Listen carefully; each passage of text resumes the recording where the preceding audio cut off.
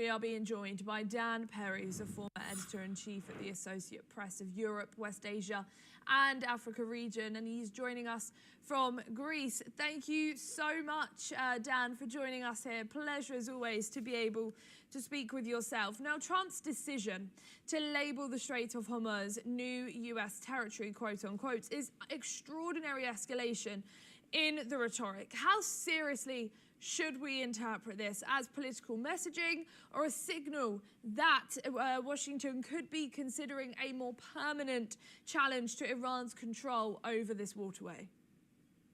Ellie, I have to tell you, the most serious thing I see here is the fact that the U.S. president behaves this way, and that this is the nature of the U.S. administration. And of course, I have complete sympathy for the American desire, indeed the global desire, to keep the Strait of Hormuz free to maritime traffic and to beat back Iran's preposterous effort to charge fees or tolls or whatever for transit through it.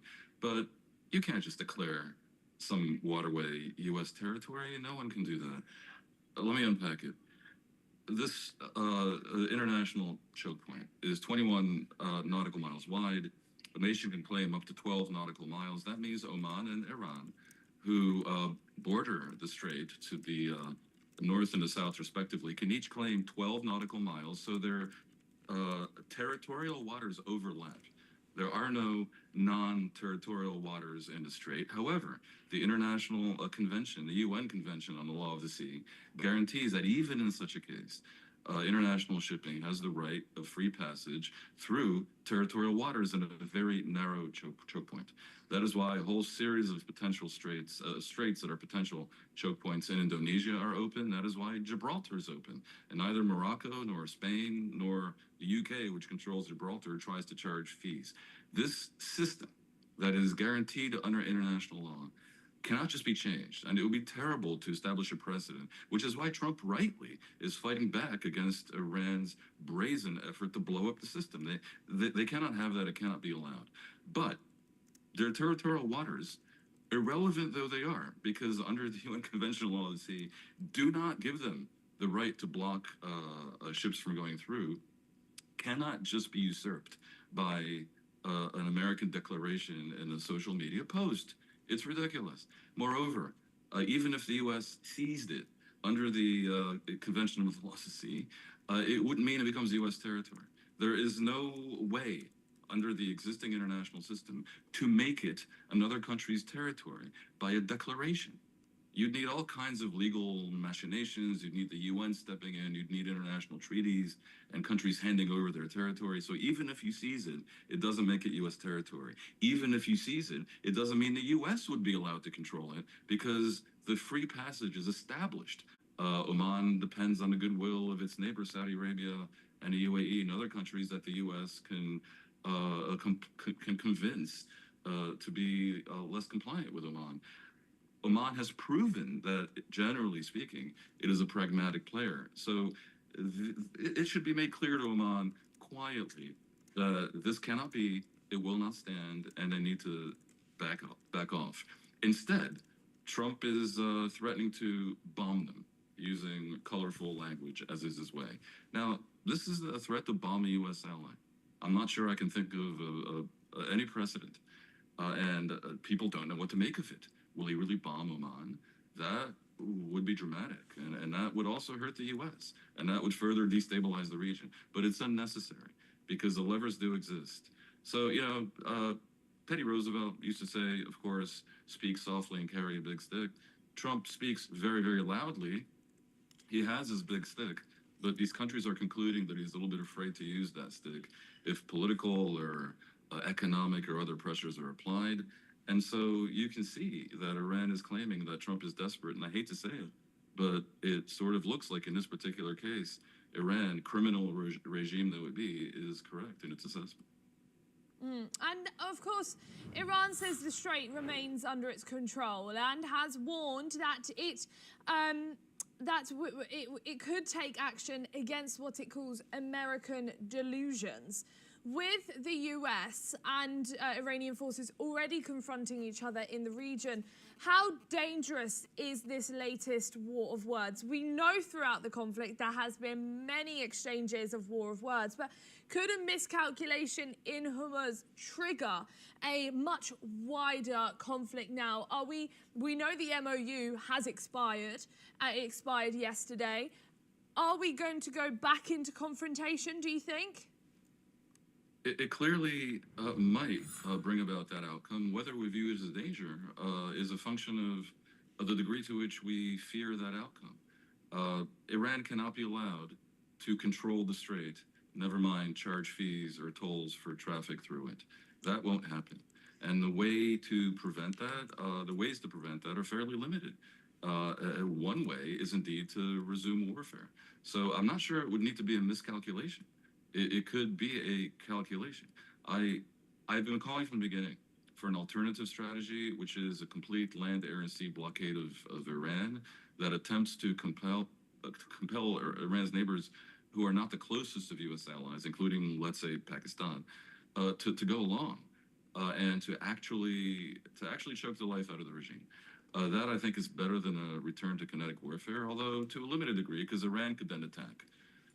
It's conceivable Trump is trying to buy time with his bluster and his nonsense until the midterms are over, where he no longer has to fear the U.S. voter. And in effect, he's a lame duck, with or without the support of Congress. And then he'd have a freer hand, given that he fears political implications and punishment for war action, to resume war action.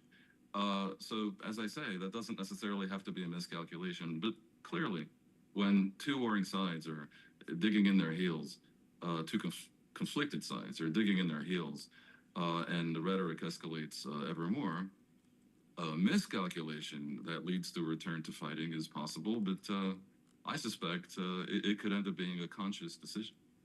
And the Strait of Hormuz carries a huge share of global oil and gas shipments. As we know, it's such an important waterway all around the world for many countries everywhere. If this standoff leads to further restrictions or a military confrontation around the waterway, how significant would that be for these consequences be for global energy prices, shipping, the wider world economy?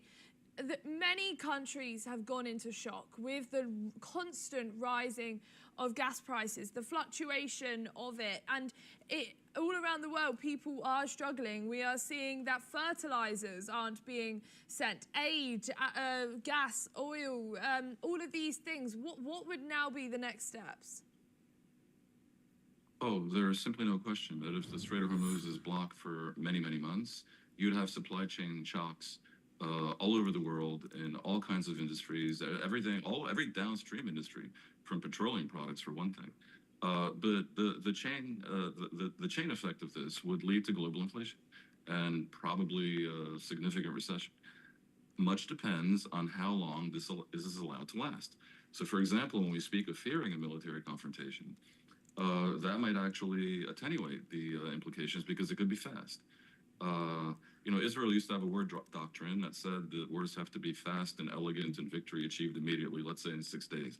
The Netanyahu government has forgotten this completely, and he's embroiled himself and his country in forever wars. The U.S. was never really particularly good at this.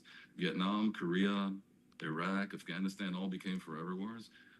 If that happens with Iran and throughout that event, the strait remains closed, then the world will have several years of significant economic pain. I say several years because that's what it'll take to develop alternative means of transport that will circumvent the Strait of Hormuz and also perhaps the Bab el-Mandeb. There's a number of possibilities. One of them is the IMEC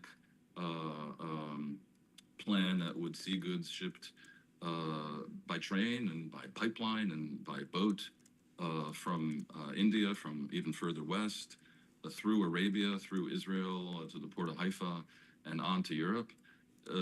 Iran couldn't possibly control that. That'll take a couple of years to build alternative pipelines and to establish alternative trade routes. And during that time, if indeed they fail to come up with a war plan that will either bring down the regime or change the regime's behavior dramatically, fairly quickly, then, yeah, we're going to have a very long international recession and maybe even a depression. If they take my advice and launch a complete blockade of the country, I suspect, and most experts would agree, that the regime will collapse within months. But we don't know if it'll be 3 months, 4 months, 7 months, something in that range. And again, during that time, it is likely that we'd have an economic shock to the system, and also probably that Iran would try to lash out, perhaps at its Gulf neighbors. Who knows? It's impossible to predict what the hardliners in the IRGC that are currently clearly running Iran might do.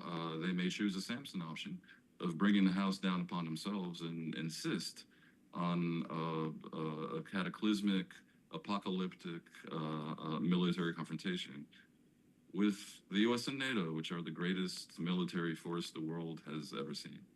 Of course. Dan, always an absolute pleasure to speak with you. Thank you so much for joining us here today on NewsX World.